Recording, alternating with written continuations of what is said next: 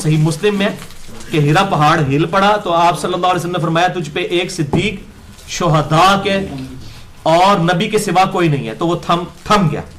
یہ ہے صحیح حدیث صحیح مسلم میں. اور ایک بات اور بھی یاد رکھیے گا، یہ دلائل النبوہ کو بھی آپ سمجھ لیں، یہ بڑا اہم ٹاپک ہے، آپس میں بات نہ کریں، یہ میں نہیں کہا.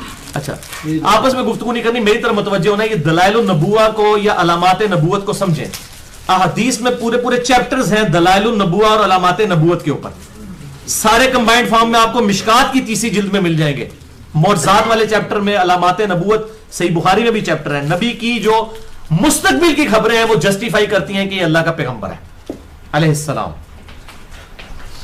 اور امام بہیقی نے پوری کتاب لکھی ہے جس میں تقریباً 3200 حدیثیں ہیں، دلائل النبوہ، جس میں خبریں دی گئی ہیں کہ آپ صلی اللہ علیہ وسلم نے اپنی زندگی مبارک کے 10 سال بعد، 20 سال بعد، 30 سال بعد، 50 سال بعد، ایون 500 سال بعد تک ہونے کی جو خبریں تھیں وہ دے دی ہیں. اب یہ امپاسبل ہے بغیر اللہ کے بتائیں.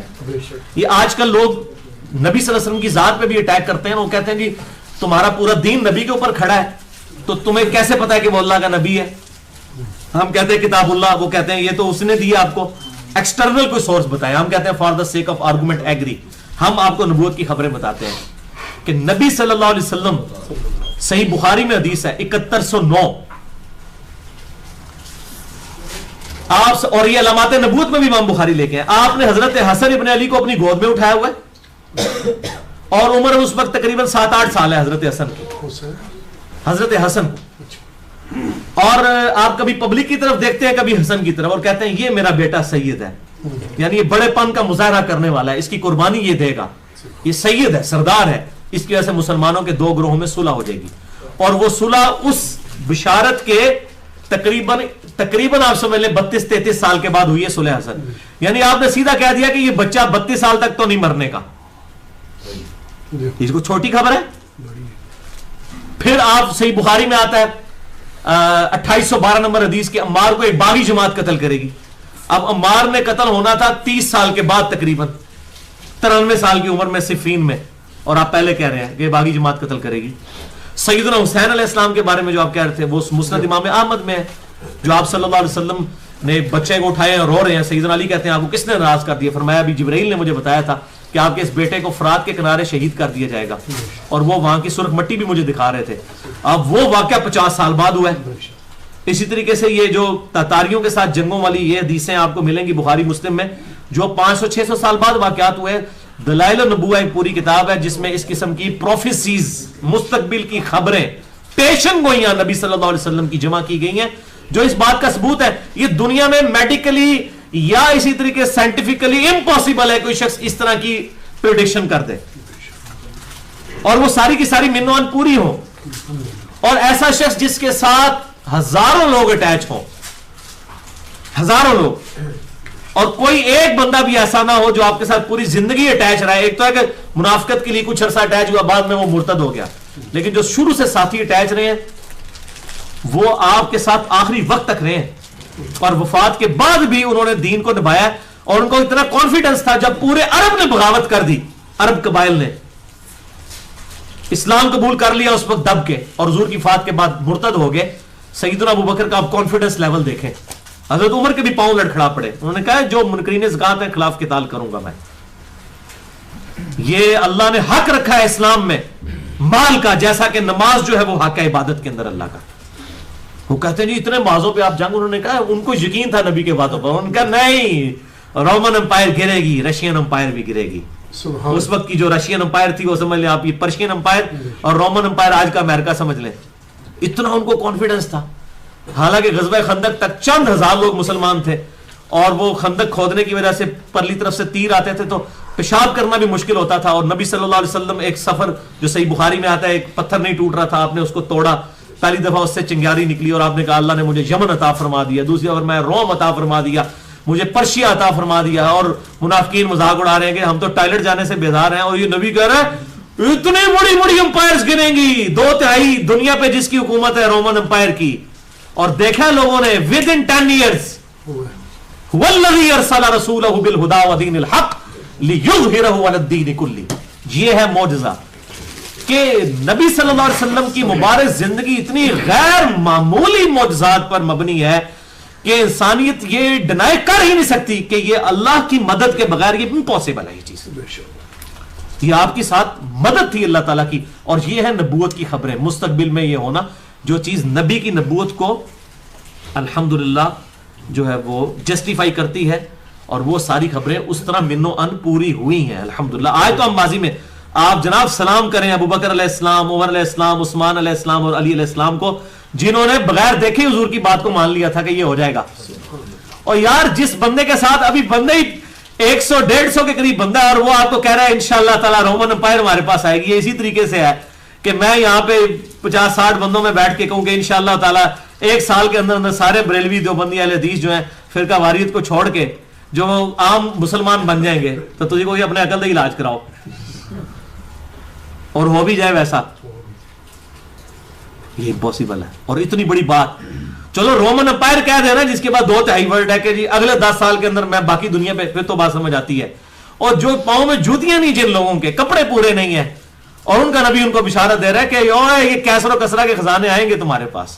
اور صحیح بخاری میں نہیں ہے سراقہ ابن جوشم جو حضور کے پیچھے آ رہا تھا, اس کی بھی سواری 10 پڑی, اور آپ صلی اللہ علیہ وسلم اس وقت خود آپ سمجھے رات کی تاریکی میں ابو بکر کو لے کر ہجرت کے لیے نکلے ہیں, اور آپ ہمارے سراقہ تیرے ہاتھ میں تو میں کسرا کے کنگن دیکھ رہا ہوں. اس نے سراقہ نے بھی سوچا ہوگا کہ اپنی حالت تو یہ ہے کہ بڑی مشکل سے جان بچا کے رات کے اندھیرے میں جا رہے ہیں, اور مجھے کہہ رہے ہیں کسرا دنیا کی اتنی بڑی سپر پاور. اور وہ گری پھر حضرت عمر کے دور میں, حضرت عمر نے بلایا سراقہ کدھر ہے, سراقہ کو پھر وہ پورا لباس کسرا کا پہنایا, اور پھر تھوڑی دیر بعد کہا اڑا دے. انہوں نے کہا میرا ہونا تیرا نہیں, یہ مسلمانوں کا مال ہے. صرف حضور کی بشارت اتنی تھی کہ تجھے دیکھ رہا ہوں, بس اتنا میں نے پورا کر دیا, یہ مال مال غنیمت میں جمع ہوگا. اسی لیے حضرت ابو بکر نے کہا تھا کہ میں اپنے بعد, چونکہ حضرت ابو بکر کے دور میں جو ہے وہ پرشین امپائر ٹوٹنا شروع ہو گئی تھی, عراق فتح ہو گیا تھا. حضرت ابو بکر کو نظر آ رہا تھا کہ یہ اگلا جو مجھ سے خلیفہ بنے گا نا, اس دور میں یہ معاملہ سارا ہو جائے گا رومن امپائر والا.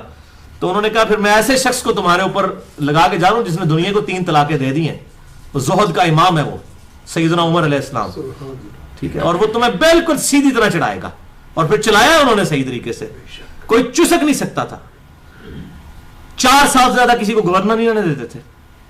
سعد ابن ابی وقاص پرشین امپائر گرانے والے جنگ قادسیہ میں 8,500 مسلمانوں کی قربانی کے بعد آپ دیکھیں, اور وہاں پر جس نے گرائی ہے پرشین امپائر 4 سال اس کے پورے ہیں, اس کو بھی واپس بلا لیا سعد کو, اور کہنا ہے بھائی 4 سال سے زیادہ نہیں,